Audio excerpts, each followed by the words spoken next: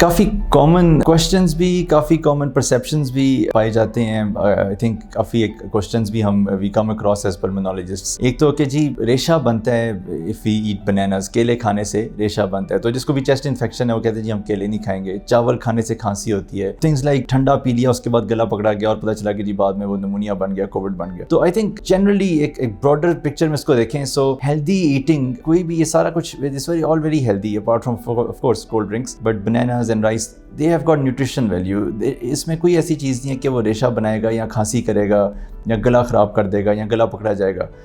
What we essentially have to think of कि हम एक बैलेंस्ड हेल्दी डाइट लें, फ्लूइड इनटेक अपना अच्छा रखें. वो अच्छा रखेंगे तो फिर रेशा वैसे नहीं बनेगा. We are adequately hydrated, drink 8 glasses of water a day. फिर आप केले खा लें, चावल खा लें, ये सारे मिथ्स हैं. So I think इसका कोई ऐसा रोल नहीं है, but we should opt for a healthy balanced diet and drink plenty of fluids.